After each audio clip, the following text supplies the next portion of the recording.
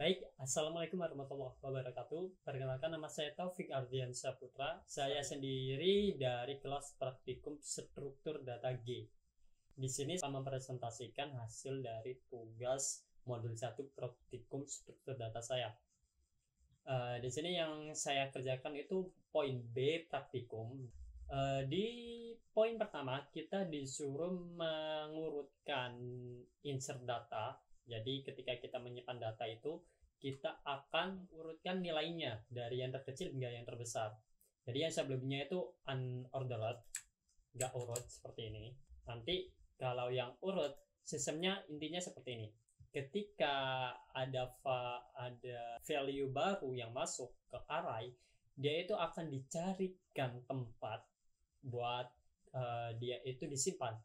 Nah, ketika dia sudah nemu, misal ya, setelah 53 ini kan dia kan masih lebih besar. Nah, kalau 77 kan dia kan udah lebih kecil kan. Nah, akhirnya dia akan dimasukkan ke indeks keempat ini.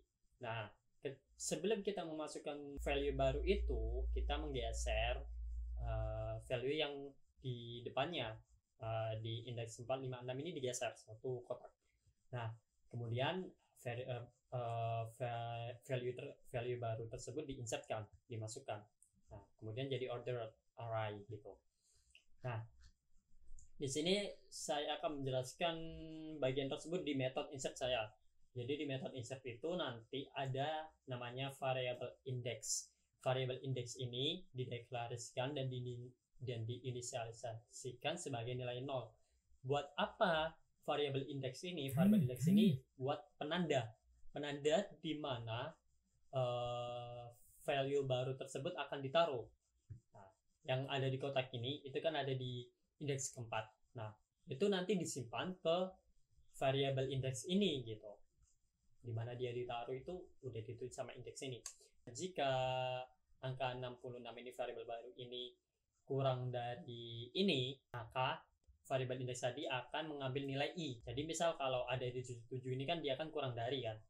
Nah, dia akan mengambil nilai 4 ini. Dia simpan, terus dia simpan dulu.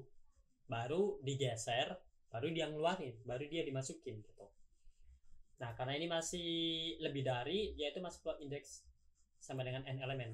Indeks ini ketika dia nilainya n elemen, dia akan menyimpan nilai terakhir dari data itu kan. Nah, fungsinya ini itu kalau misal data tersebut, misal ya, yang kita masukkan angka 81, value-nya itu 81, dia kan lebih besar dari semua ini. Nah, dia akan ditaruh di mana ya? Ditaruh di n elemen itu, di urutan paling terakhir gitu dari data array yang ada gitu. Nah, kalau udah masuk di kurang dari nilai array, maka dia akan lanjut ke sini. Nah, kenapa kok ada n elemen, increment n elemen? Nah, ketika kita memasukkan value baru itu otomatis kita menambah satu lagi jumlah baris data gitu. Kotak data ini nambah satu kan. Kita tambahkan, baru kita cari, kita geser yang 3 ini ya kan, yang setelah indeks itu kita geser, kemudian baru kita masukkan array index sama value. Jadi kita masukkan nilai 66 tadi ke indeks yang sudah ditandai. Nah, kemudian di nomor 2 kita itu disuruh untuk mengubah cara atau sistem pencarian dari sistem pencarian data sebelumnya. Ini kan pencarian datanya kan pakai ini. Jadi pakai linear search. Linear search itu dari bawah sampai depan itu urut gitu. Jadi kita cari datanya gini gitu. Dari belakang sampai depan. Nah, kalau di soal kedua ini kita disuruh pakai binary search. Binary search itu kita disuruh motong setengah dulu. Kita cari di tengah itu bener apa enggak. Kalau dia itu lebih besar, maka masuk sini. Kalau dia lebih kecil, maka dia masuk sini. Terus potong lagi hingga akhir gitu. Kalau misal nggak ada, dia akan menampilkan tulisan bahwa dia itu tidak ditemukan. Nah, itu ada di method find. Di project saya itu ada method find.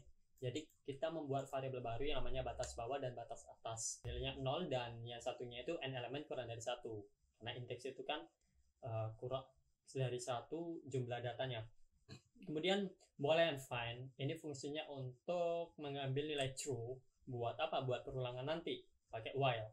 Pas masuk while ini itu kita membuat variabel yang namanya current. Jadi nilai tengah ini.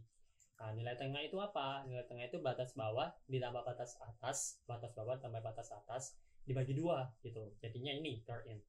Kemudian ada tiga percabangan di sini. Yang percobaan pertama itu kalau misal ternyata udah benar di sini, ya udah selesai. Pakai find false, return nilai benar. Jadi nanti keluarnya ditemukan gitu datanya.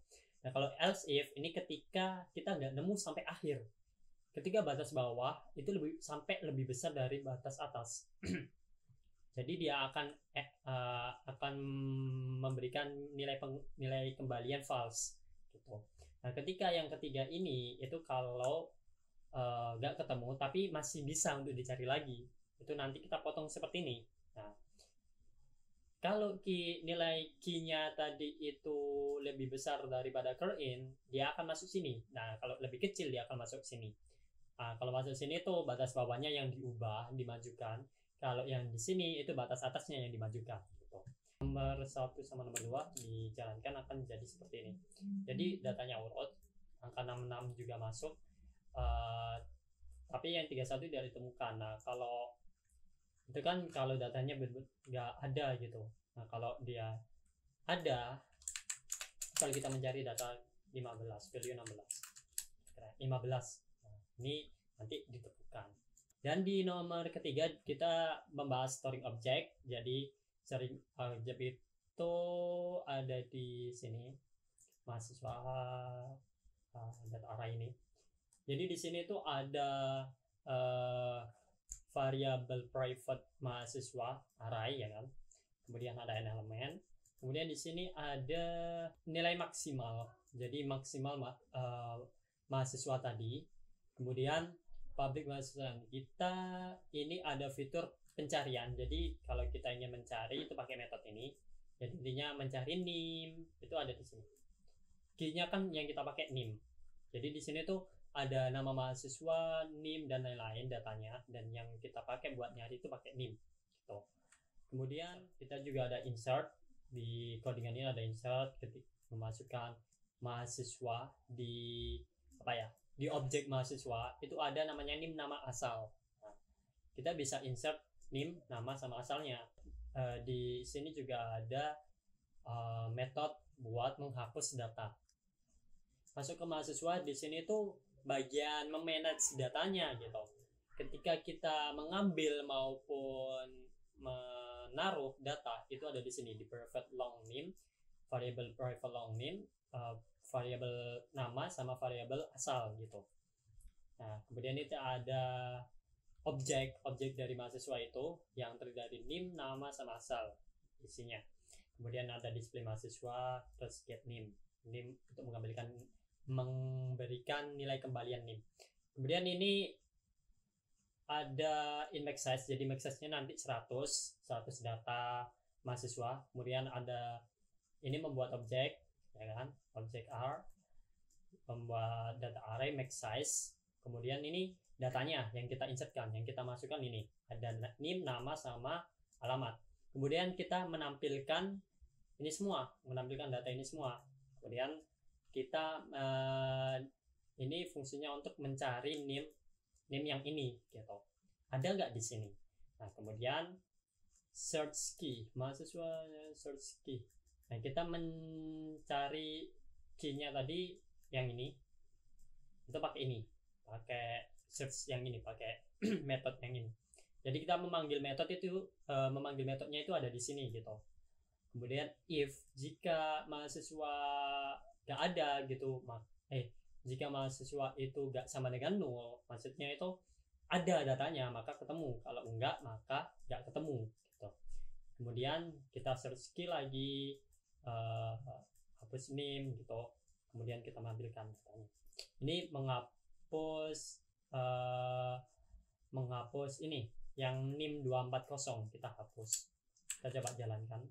Jadi gini, dari yang pertama pas ketemu sama yang sudah dihapus gitu.